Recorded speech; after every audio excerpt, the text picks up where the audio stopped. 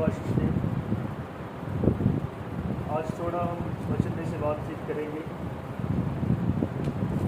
मेरी बेनती है कि हो सकता है कि ये बात जो मैं करने जा रहा हूँ आप नोट्स बना सकते हैं, लिख सकते हैं आयतों को, इन वचनों को, ताकि आप बाद में इनको स्टडी करें और देखें कि कैसे वचन जो है महान है और बहुत सी बातें, सारी बाइबल जो है एक भेद भरी पुस्तक है। बहुत सारे लोग हैं जो सिर्फ इसको बाहर से पढ़ते हैं और इसकी गहराई को या इसके मतलब को समझने में असफल हो जाते हैं, लेकिन हम प्रभु के अनुग्रह से आज इसमें से एक भेद को देखेंगे। तो मेरे प्रचार का विषय है ट्रुथ अबाउट प्रीडेस्टिनेशन, पहले से ठहराए जाने के सत्य को जाने। हम बाइबल में से देखेंगे कि बाइबल सचमुच में ये बताती है कि हर एक चीज़, हर एक शख्स, हर एक विश्वासी, हर एक अविश्वासी पहले से ही ठहराया हुआ है। तो मैं इस विषय पे बात करने लगा हूँ, आप कृपया बहुत ध्यान से सुनना। कुछ आयतें हमने पढ़नी है, तो मुझे उम्मीद है कि प्रभु आपको इससे आशीष देगा और आप वचन के इन भेदों को, बातों को और गहराई से पकड़ने पाएंगे, समझ पाएंगे। तो मैं बात करने लगा हूँ कि पहले से ठहराया जाना, चुना जाना क्या है। मतलब कई बार हम देखते हैं कि जैसे कोई नया विश्वासी चर्च में आया, तो इसका मतलब ये नहीं है कि प्रभु ने अब उसको चुन लिया। मैं यही बात करने लगा हूँ बाइबल में से कि जो चुना हुआ है वो जगत की नींव धरने से पहले ही चुना हुआ है। मुझे खुशी होगी अगर आप लोग ध्यान से सुनेंगे और इनको, इनके आयतों को नोट करेंगे, पढ़ेंगे। सचमुच में बाइबल इसके बारे में क्या बता रहा है। तो मैं पहले भी इसके हिस्से में आया हूँ, बहुत खुशी होती है। जितना सुंदर ये शहर है, उतने ही अच्छे लोग हैं। प्रभु आप सबको बहुत आशीष दें और हम आपके लिए दुआ करते हैं अक्सर। प्रभु आपको संभाले, आपको प्रेम बनाए। तो भाइयों बहनों, ये ध्यान रखना, हम जानते हैं कि हम जिस परमेश्वर की आराधना करते हैं वो सब कुछ जानता है। क्या आप विश्वास करते हैं कि वो सब कुछ जानने वाला है? वो असीमित परमेश्वर है, सर्वज्ञानी है, जो उत्पत्ति से लेके अंत तक हर एक चीज़ को जानता है। आमीन। इसीलिए वो परमेश्वर है क्योंकि वो सर्वज्ञानी है, सर्वशक्तिमान है, सर्वव्यापी है और वो जिंदा है। ये हम उसके गुणों के द्वारा जानते हैं कि वो सचमुच में उत्पत्ति से लेके और अंत तक, वो जो आगे अनंतता है, सारा कुछ परमेश्वर पहले से ही जानता है। हालेलुया। हर एक पक्षी को, हर एक जानवर को, हर एक परिवार को, हर एक मनुष्य को वो पहले से ही जानता है। यहाँ तक कि जो अभी पैदा होने हैं, परमेश्वर उनको भी जानता है कि वो क्या करेंगे, उनके जीवन में क्या होगा, उनके जीवन का अंत क्या होगा। ये सब बातें परमेश्वर पहले से ही जानता है। यानी हर एक चीज़ जो सृष्टि में है, कोई भी उससे छिपी हुई नहीं है। परमेश्वर सब चीज़ों को जानता है। बाइबल ये भी बताती है कि इससे पहले कि हम प्रार्थना करें, हमारे मुंह से प्रार्थना निकलने से पहले ही परमेश्वर जानता है। हालेलुया। और बाइबल में लिखा है कि हमारे सिर के बाल भी परमेश्वर ने गिन रखे। हमारी कोई भी बात परमेश्वर से छिपी हुई नहीं। परमेश्वर हमारे मन के विचारों को, यहाँ तक कि जब से हम पैदा हुए, हमने जो पहली आवाज़ अपने मुंह से निकाली पैदा होते, उससे लेकर अंत तक जो कुछ भी हम करते हैं, सोचते हैं, देखते हैं, सभी परमेश्वर सारा कुछ जानता है। क्योंकि उसकी महानता की कोई लिमिट नहीं है। परमेश्वर अनंत है। अब आप बहुत ध्यान से इस विषय को देखना कि जो चीज़ें हैं वो पहले से ही ठहराई हुई। हालेलुया। मैं भी पहले से ठहराया हुआ, आप भी पहले से ठहराए हुए हैं। जो विश्वास करते हैं वो भी पहले से ठहराए हुए हैं और जो विश्वास नहीं करते वो भी परमेश्वर ने पहले से चुन रखे हैं। कुछ बातें हो सकता है आपको अजीब लगे, लेकिन जब आप वचन की गहराई में इनको देखेंगे तो आपको समझ लगेगी कि वाकई में परमेश्वर का वचन इस बात का समर्थन करता है कि धरती पर कुछ भी नया नहीं, परमेश्वर ने सब कुछ पहले से ठहरा रखा है। अगर आप सादी भाषा में से देखेंगे तो पता चलेगा पूरी बाइबल यानी सारी परमेश्वर की योजना एक मूवी की तरह है। जैसे डायरेक्टर है, प्रोड्यूसर है, राइटर है, ये सारी पिक्चर को पहले से ही सेट करके रखते हैं और वो ही ठहराते हैं कौन विलेन होगा, कौन हीरो होगा और कौन क्या क्या रोल अदा करेगा। वो सब कुछ डायरेक्टर पहले से ही ठहरा कर रखता है। जब हम मूवी देखते हैं तो जब हम पहली बार मूवी देखते हैं,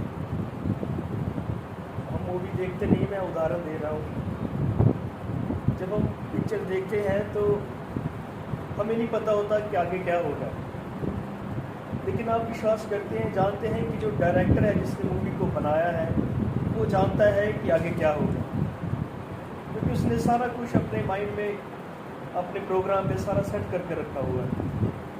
इसी तरह परमेश्वर है जिसने उत्पत्ति से लेकर अंत तक सारा कुछ एक मूवी की तरह सेट करके रखा हुआ है। वो जानता था पहले से ही कि कौन उसके वचन पर विश्वास करेगा और कौन नहीं करेगा। उसने सब चीज़ें पहले से ठहराई। कुछ को उसने ठहराया कि वो विश्वासी हो और कुछ को उसने ठहराया कि वो कभी ना स्वीकार करें। तो आइए इसके लिए वचन की लिखतों को पढ़ते हैं। हम पढ़ेंगे सबसे पहले इफिसियों की पत्री, इफिसियों पहला अध्याय। एक बाइबल स्टडी की तरह है। मुझे उम्मीद है कि आप इसमें से जो सीखेंगे, जानेंगे, और अगर किसी का क्वेश्चन हो तो लास्ट में क्वेश्चन भी पूछ सकते हैं। इफिसियों की पत्री पहला अध्याय, इसकी 5 और 6 आयत। ये अपने माइंड में रखना कि हमारा विषय है कि सब चीज़ें पहले से ठहराई गई। इफिसियों 1 की 5 और 6। और अपनी इच्छा के भले अभिप्राय के अनुसार हमें अपने लिए पहले से ठहराया। पौलुस यहाँ कह रहा है कि और अपनी इच्छा के भले अभिप्राय के अनुसार हमें अपने लिए पहले से ठहराया। पहले से कब से? यहाँ तक कि जब तक जगत की नींव भी धरी नहीं गई थी, उससे भी पहले। ऐसे वचन दिखाने के लिए प्रभु आपको आज, यहाँ तक कि जगत की नींव भी धरी नहीं गई थी, परमेश्वर ने पहले से ही उसने कहा हमें ठहरा दिया। हालेलुया। कि यीशु मसीह के द्वारा हम उसके पालक पुत्र हों, कि उसके उस अनुग्रह की महिमा की स्तुति हो जिसे उसने हमें उस प्रिय में से मेट दिया। ये जो लिखा है पहले से ठहराया, पहले से ठहराया का मतलब पहले, ऑलरेडी पहले से ही ठहरा दिया। अभी नहीं ठहराया, मतलब अभी नहीं चुना, पहले से ही ठहरा दिया। और वचन पढ़ते हैं रोमियो की पत्री 8 अध्याय, उसकी 30 आयत। रोमियो 8 उसकी 30। आप नोट भी करते जाना और पढ़ते भी जाना कि कैसे बाइबल बताती है कि यहाँ पे कुछ भी नया नहीं होता, किसी को चुना नहीं जाता, ये पहले से ही चुना जाना हो चुका है। 8 की 30। फिर जिन्हें उसने पहले से ठहराया, उन्हें बुलाया भी, और जिन्हें बुलाया उन्हें धर्मी भी ठहराया, और जिन्हें धर्मी ठहराया उन्हें महिमा भी दी। आमीन। इसको अगर आप पीछे की तरफ जाएंगे तो हम सबसे पहले ये देखते हैं वो किसी को महिमा देता है। महिमा देने से पहले वो किसी को धर्मी ठहराता है, और धर्मी ठहराने से पहले उनको बुलाता है, बुलाने से पहले वो पहले से उनको ठहराता है। और जिनको ठहराया हुआ उसने पहले से ही, जगत की नींव धरने से पहले ही, उन्हें वो बुलाता है, उन्हें वो धर्मी ठहराता है, उन्हें ही को महिमा भी देता है। Praise the Lord. क्या ये आयतें बता नहीं रही कि ठहराया जाना पहले से ही है? हम इनको एंड तक पूरी तरह कन्फर्म करेंगे। प्रकाशित वाक्य 13 चैप्टर इसकी 8 आयत पढ़ते हैं। प्रकाशित वाक्य 13 चैप्टर इसकी 8 आयत पढ़ते हैं।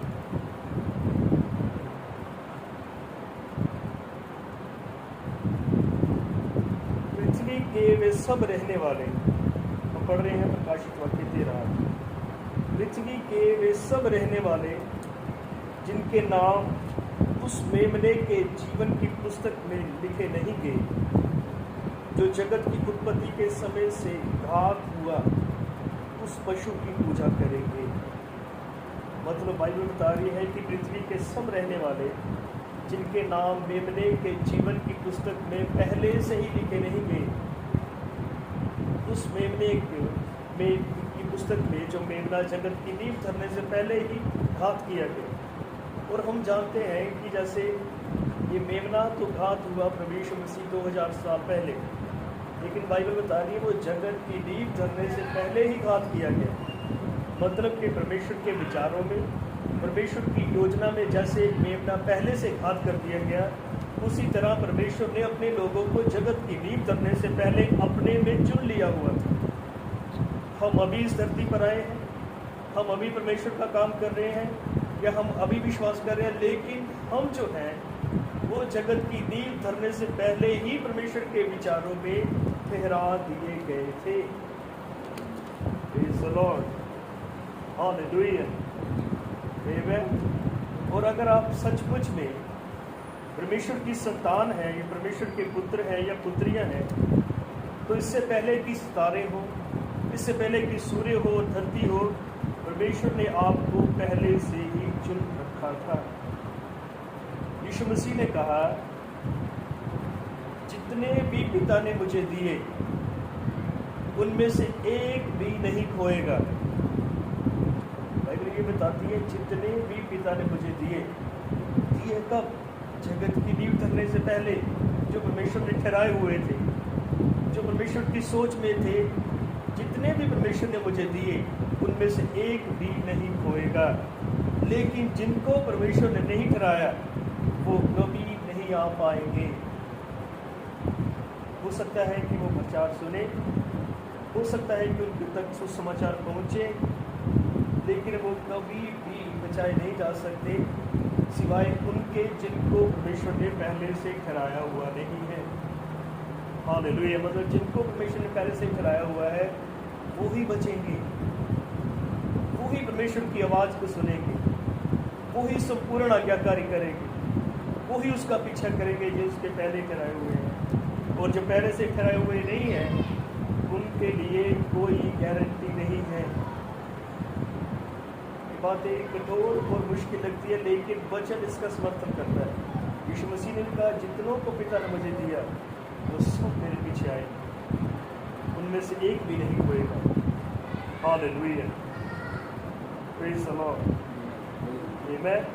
और बाइबल कैसे बताती है कि जो धर्मी जन है उसके पाँव जो हैं, धर्मी के पाँव पहले से ही परमेश्वर ने नियुक्त करके रखे हुए हैं, ठहरा के रखे हुए हैं। हालेलुया।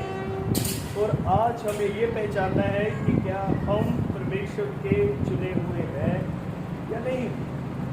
ये मैं पर्सनली हर एक से बात कर रहा हूँ, अपने से भी, और जो इस रिकॉर्डिंग को बाद में भी सुनेगा, हर कोई अपने आप में ये विचार करे, क्या मैं परमेश्वर की योजना में पहले से चुना हुआ हूँ अनंत जीवन के लिए या नहीं।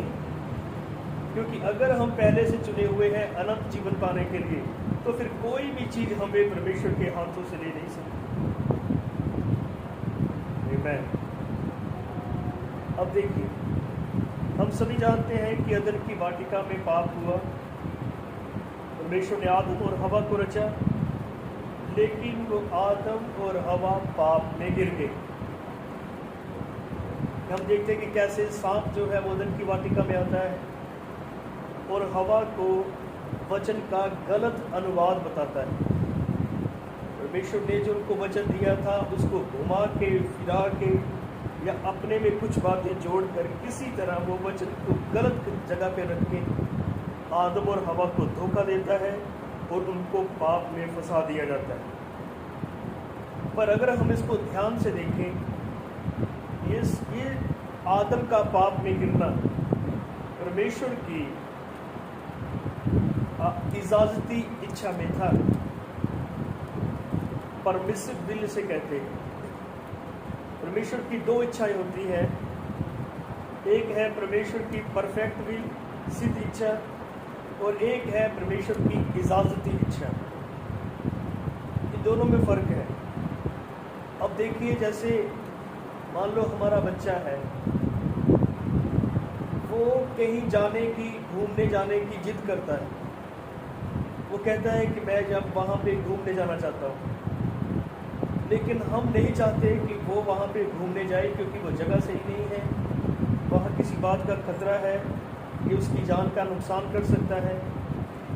लेकिन बच्चा बार बार जिद करता है कि मैं जाऊँगा, मैं जाऊँगा, मैं जाऊँगा, और हार के हम कह देते हैं चलो ठीक है, तू चला जा।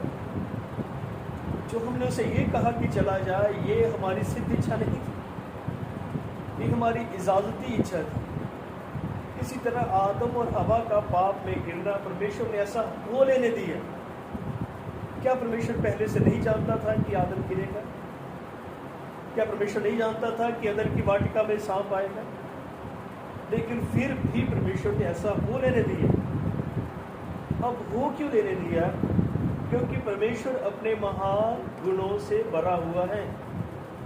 परमेश्वर अपने गुणों का प्रकटीकरण हमारे सम्मुख करना चाहता था। परमेश्वर चाहता था कि अपने गुणों को दुनिया में प्रकट करे। इसलिए परमेश्वर चाहता था अपने गुणों को प्रकट करने के लिए उसने सब कुछ ये हो लेने दिया। कैसे? जैसे परमेश्वर मुक्तिदाता है, लेकिन वो मुक्तिदाता है, ये कैसे पता चलेगा जब तक कोई पाप में गिरता नहीं। परमेश्वर चंगा करने वाला है, ये कैसे पता चलेगा जब तक कोई बीमार नहीं होता। परमेश्वर छुड़ाने वाला है, ये कैसा पता चलेगा जब तक कोई गुम नहीं हो जाता। आप समझ रहे?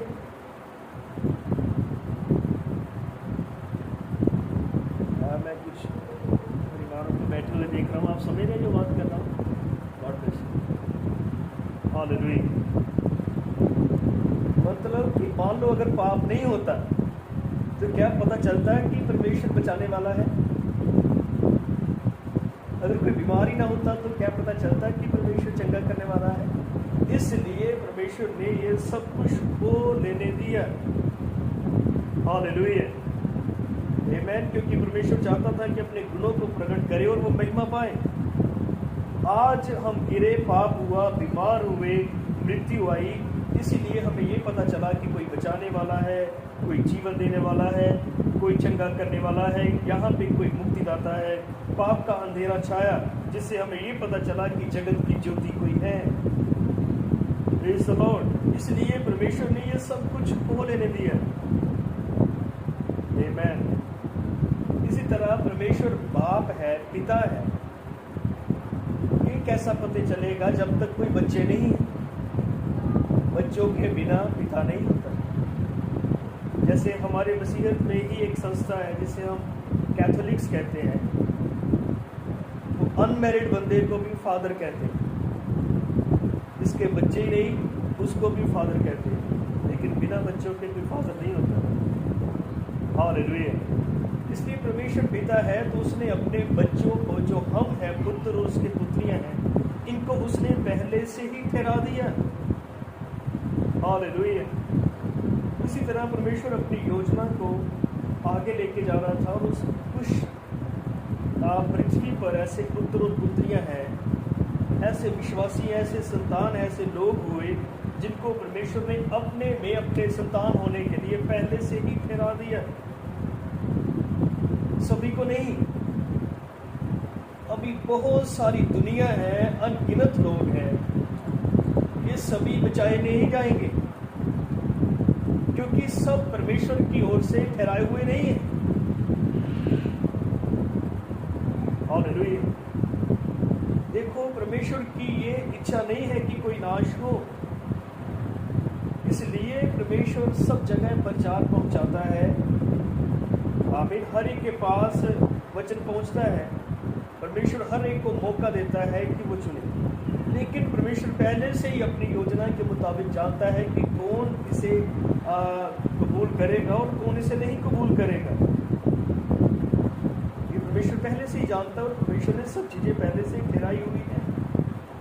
हालेलुया, आमीन। परमेश्वर पहले से ही जानता है कि कौन स्वर्ग में जाएगा और कौन नरक में जाएगा, कौन आनंद जीवन पाएगा और कौन नहीं पाएगा, क्योंकि परमेश्वर महान है, वो गलती नहीं करता। अगर हम कहें कि परमेश्वर को ये नहीं पता है कि कौन बचेगा और कौन नहीं बचेगा, तो फिर परमेश्वर नहीं है, क्योंकि परमेश्वर का मतलब है जो सब कुछ जानने वाला हो और उसके काम हमेशा सिद्ध है।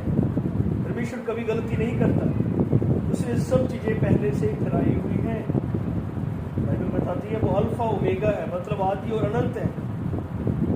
Praise the Lord. और आइए हम और बात करते हैं, इसमें थोड़ा आगे जाते हैं। ये बात बहुत अजीब लगेगी,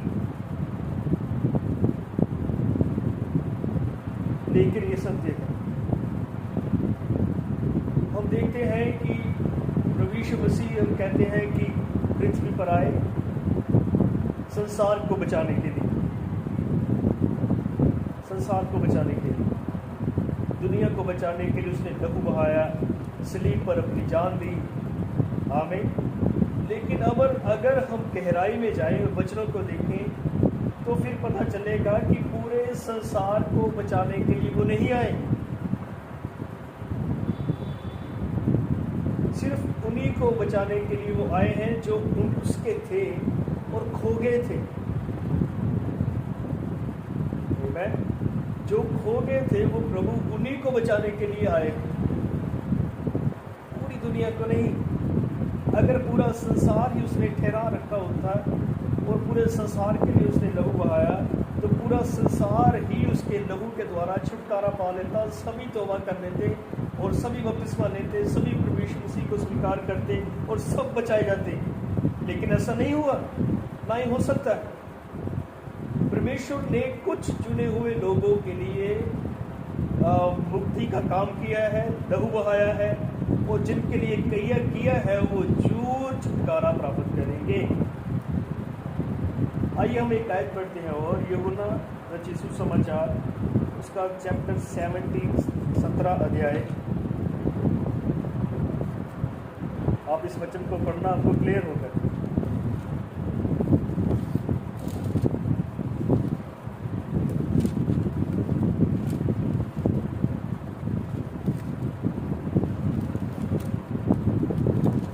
सुसमाचार 17 अध्याय उसकी 9 और 10 आयत बहुत सीरियस है। आप इस बात पर बहुत ध्यान देना।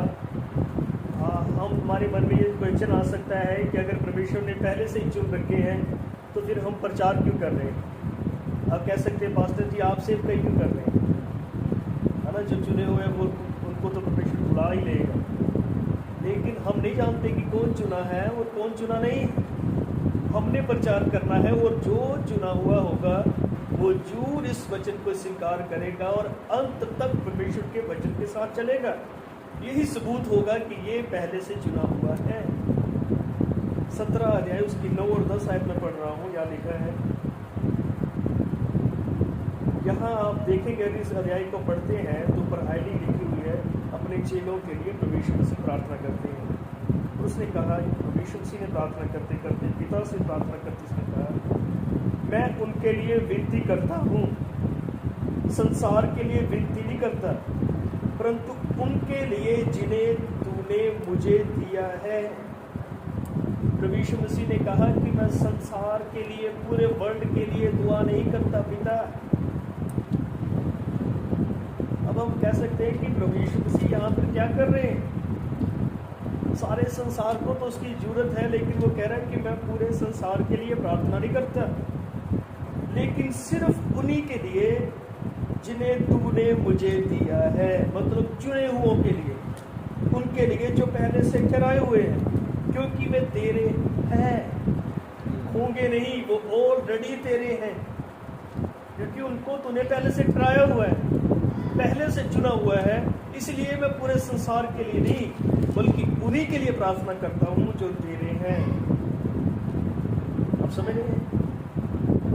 Hallelujah, praise the Lord. और जो कुछ मेरा है वह सब तेरा है, और जो तेरा है वह मेरा है, और इनमें से मेरी महिमा प्रकट हुई है।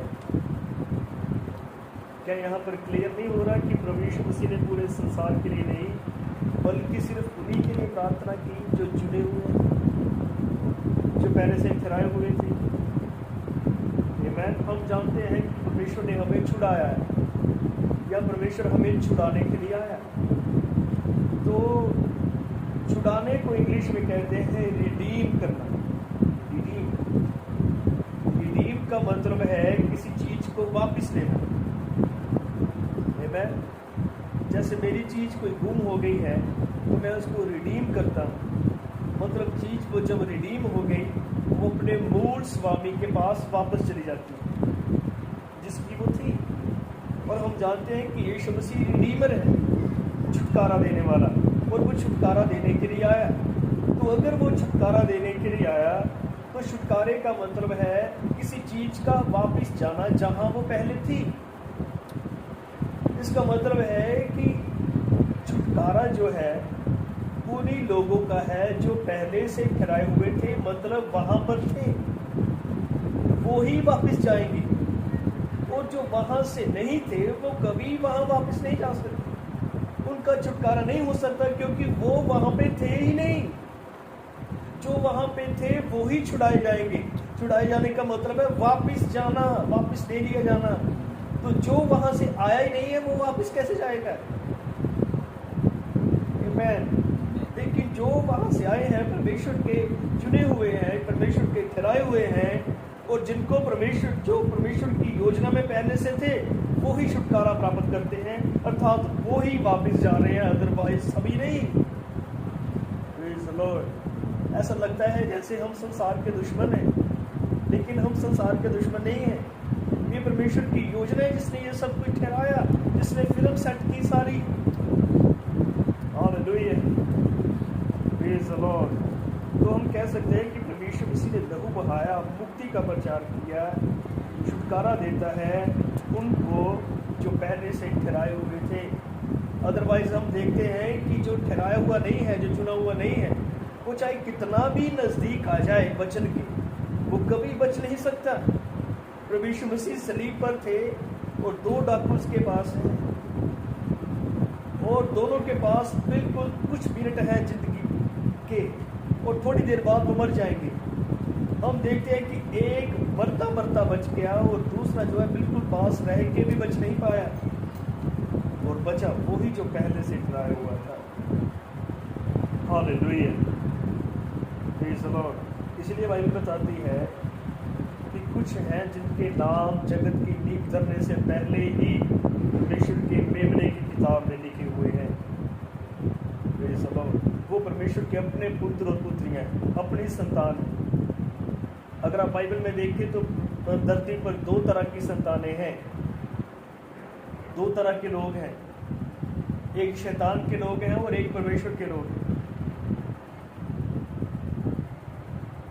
एक शैतान का बीज है और दूसरा परमेश्वर का बीज है। तो सिर्फ परमेश्वर अपने ही बीज को छुड़ाएगा, शैतान के बीज को नहीं। हालेलुया। और बाकी जो सब कुछ है, हर कोई किसी ना किसी उद्देश्य के लिए ठहराया गया है। आमीन। परमेश्वर ने हर एक को रचा है, हर एक को बनाया किसी मकसद के लिए। अगर हम उसके पुत्र और पुत्रियां हैं तो परमेश्वर ने हमें इसलिए ठहराया कि हम इस पृथ्वी पर वचन को पूरा करें, मसीह को जिए और फिर वापस मसीह की महिमा में चले जाएं। बाकी संसार भी है और हर एक को परमेश्वर ने हर एक अलग अलग मकसद के लिए ठहराया हुआ है। Praise the Lord. यहाँ तक मैं कह रहा हूँ कि परमेश्वर ने पापियों को भी ठहराया, जो नाश होंगे, जो पाप करेंगे, या जो वचन का विरोध करेंगे, जो कभी कबूल नहीं करेंगे, वो भी पहले से ठहराए हुए हैं। आप पढ़ सकते हैं पहला पत्रस 2:8, पहला पत्रस 2 अध्याय। ये मैं पहले बताया कि एक स्टडी की तरह है, इसलिए मैं ज़्यादा वचन पढ़ रहा हूँ ताकि आपको क्लियर हो जो मैं बात कर रहा हूँ वो बाइबल में से। पहला पत्रस 2 अध्याय उसकी 8 आयत।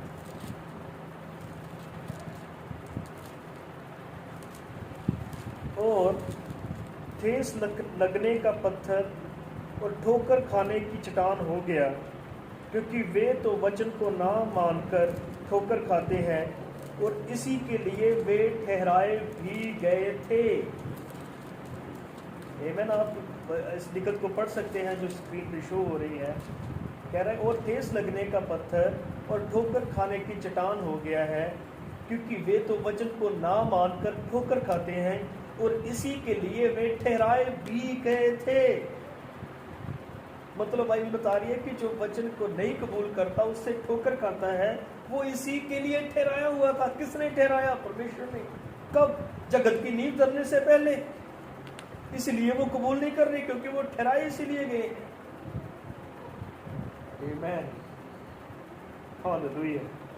यहूदा एक प्रभु यीशु मसीह इस धरती पर आए तो कोई ना कोई तो चाहिए था जो उसको पकड़वाए, ताकि इस मूवी का रोल पूरा हो।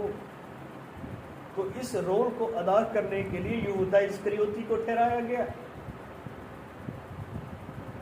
परमेश्वर के लोग मिस्र में गुलाम थे, वो मूसा के द्वारा छुड़ाए जाने थे, लेकिन कोई ना कोई चाहिए था जो उन पर दबाव डाले, उनको रोके, ताकि परमेश्वर अपने सामर्थ के कामों को प्रकट कर सके। तो परमेश्वर ने फिरौन को ठहराया। इन आदमियों ने भी अपना अपना रोल अदा किया जो पहले से ठहराए हुए थे। परमेश्वर ने जो सारा ड्रामा सेट किया, यानी जो मूवी सेट की, उसमें यहूदा इस्करियोती, फिरौन जैसे भी पहले से ठहराए हुए थे। अगर आप देखो कि अगर यहूदा इस्करियोती ना होता तो उस मूवी के उस सेट को पूरा करने के लिए कोई तो चाहिए था, तो परमेश्वर ने ठहराया। फिरौन चाहिए था ताकि परमेश्वर के लोगों को सताए और फिर परमेश्वर अपने लोगों को बाहर निकाले, तो परमेश्वर ने उसे ठहराया। अब हम सोच सकते हैं कि वो ये परमेश्वर क्या कर रहा है, वो क्यों ऐसे लोगों को पहले से ठहरा रहा है। क्या परमेश्वर जितने बाकी संसार है जो कबूल नहीं करेंगे या जो परमेश्वर के बिना नाश हो जाएंगे, क्या परमेश्वर ने पहले से ठहराया? वो परमेश्वर तो अन्यायी हुआ। आमीन। आइए हम एक वचन पढ़ते हैं, रोमियो 9:21। रोमियो 9:21।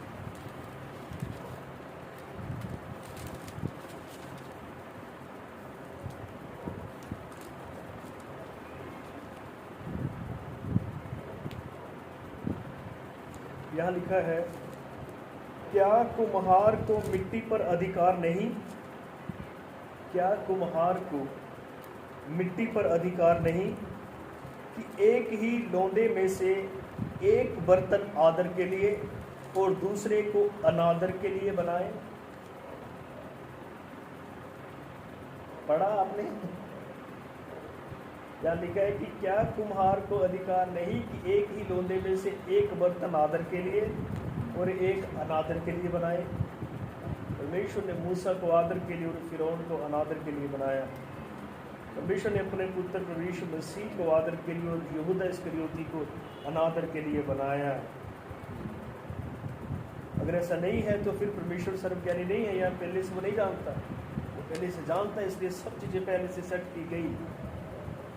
यीशु मसीह ने नहीं कहा कि मेरी भेड़ मेरी आवाज़ को सुनती है, पहचानती है और मेरे पीछे आती है। मेरी भेड़, इसका मतलब जो उसकी भेड़ नहीं है वो नहीं सुनेगी, वो कभी उसके पीछे नहीं करेगी। उसने कहा सिर्फ मेरी भेड़ ही, आमीन, मेरी ही भेड़ मेरी आवाज़ को पहचानेगी। हालेलुया। यशायाह 45:7।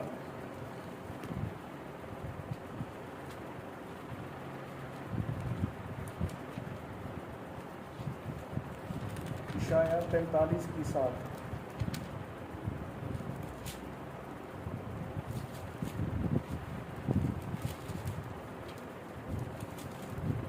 यहाँ लिखा है,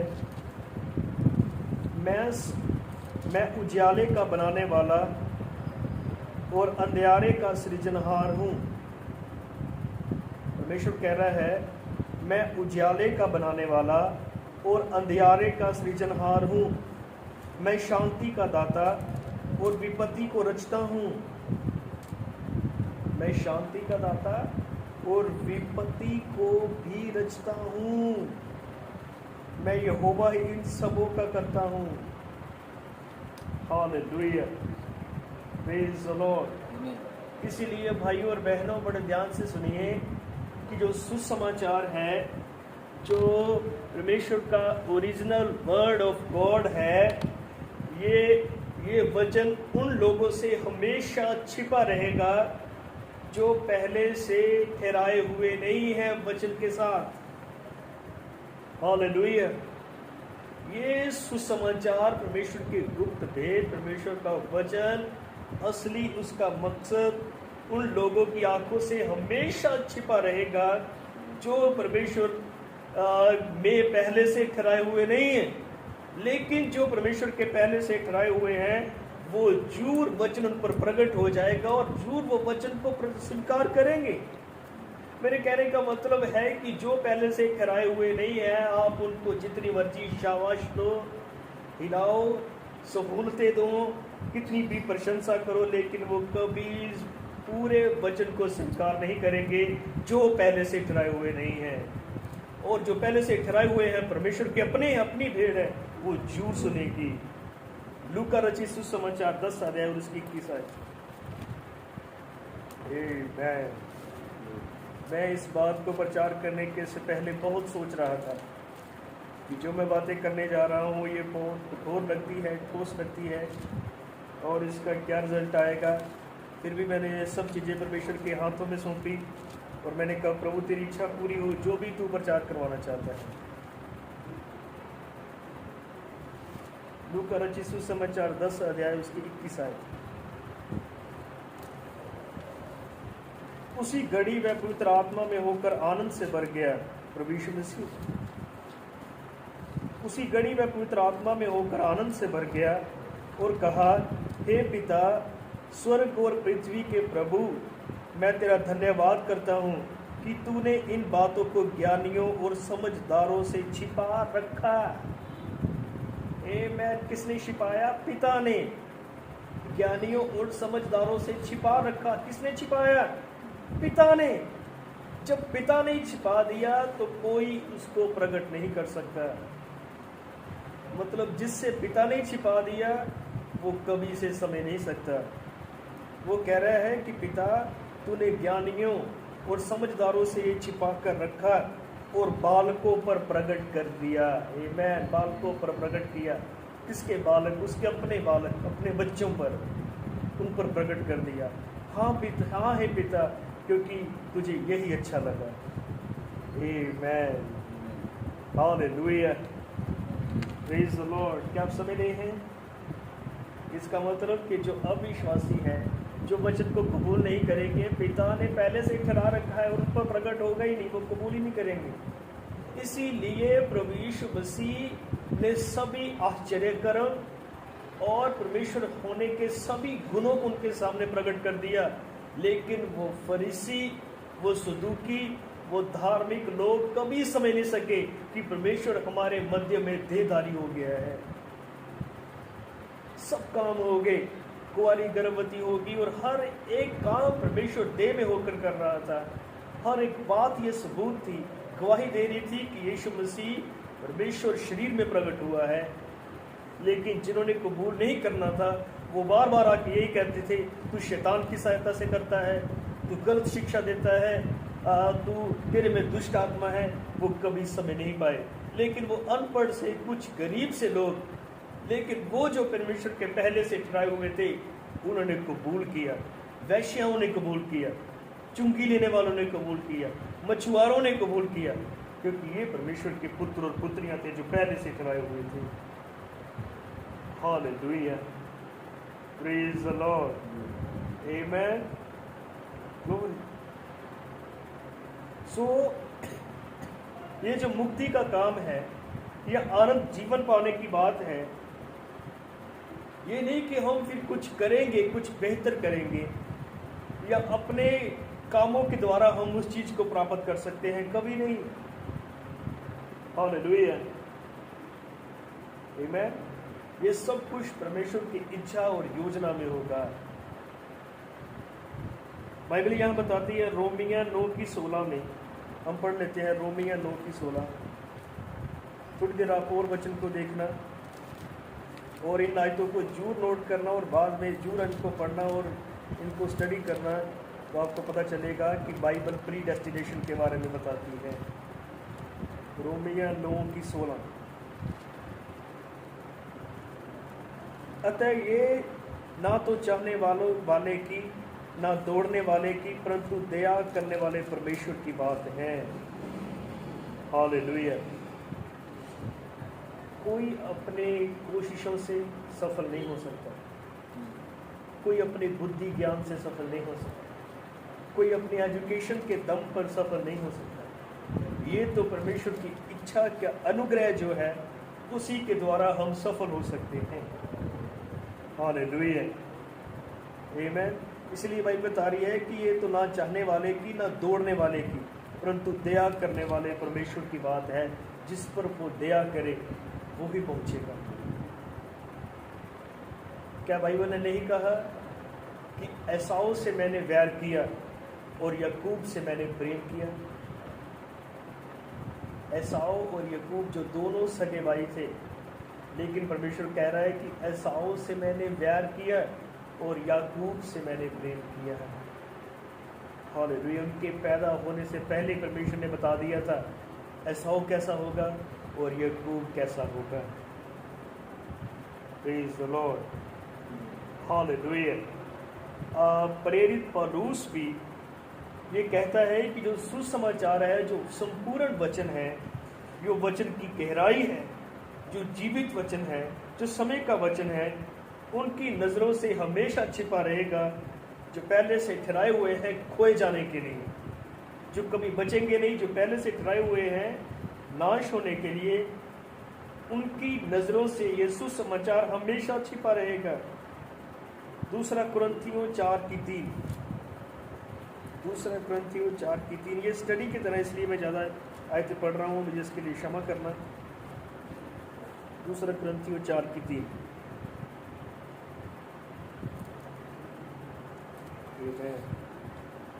बहनों भाइयों, जो सुसमाचार को कबूल नहीं करते या नहीं करेंगे, तो ये वही है जो नाश होने के लिए पहले से कराए हुए हैं।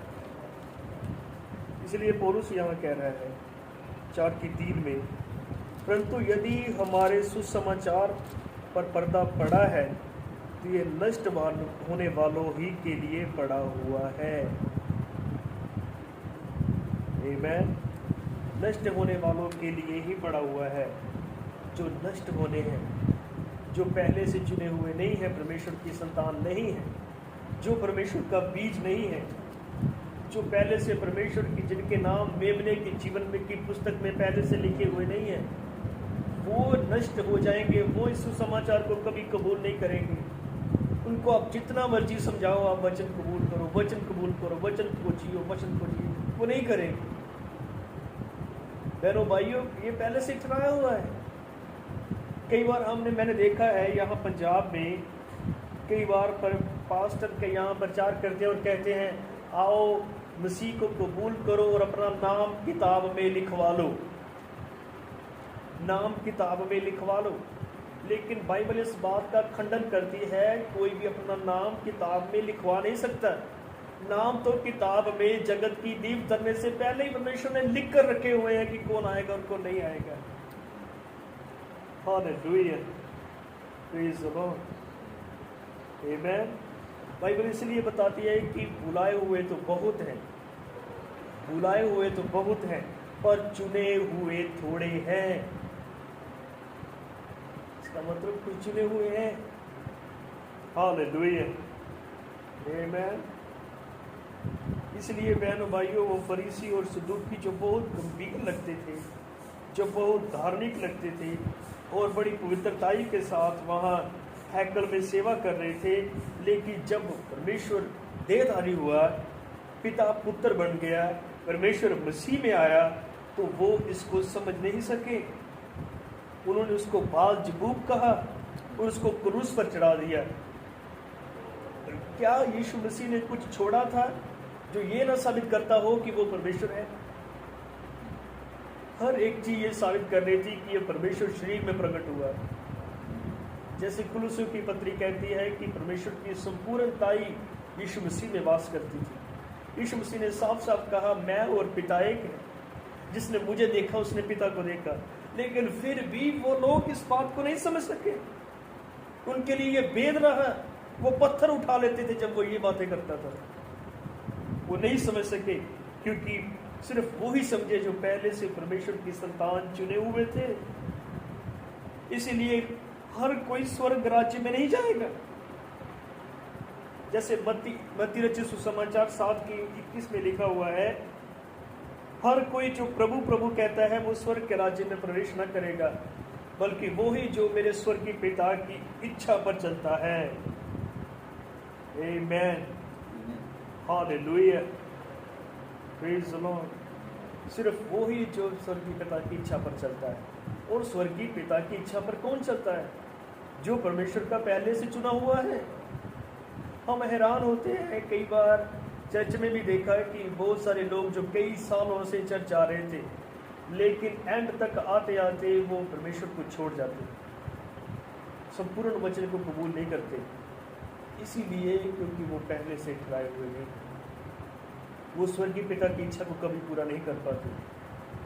लेकिन जो पहले से परमेश्वर के पुत्र और पुत्रियां चुने हुए हैं, वो ही पिता की इच्छा को पूरा करते हैं। उनके लिए कभी वचन मुश्किल नहीं होता।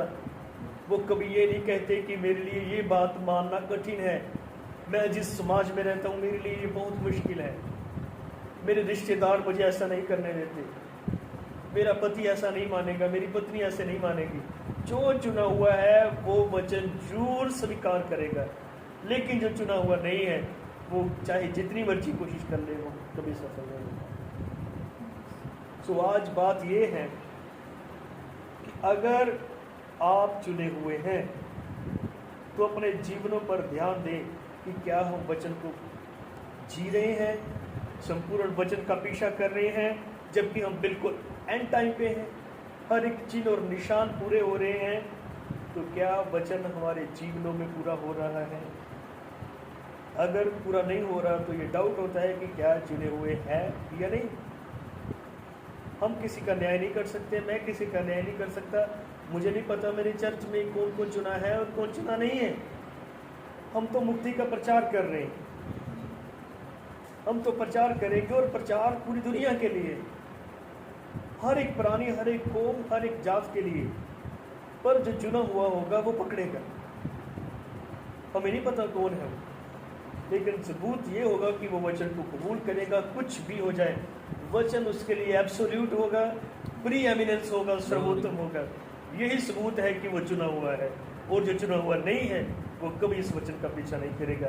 जैसे यीशु मसीह ने कहा, मेरी भेड़ मेरी आवाज़ को सुनती है, पहचानती और मेरे पीछे आएगी, और जो उसकी भेड़ नहीं होगी वो कभी उसका पीछे नहीं आएगी। प्रभु आप सबको बहुत आशीष दे, बरकत दे,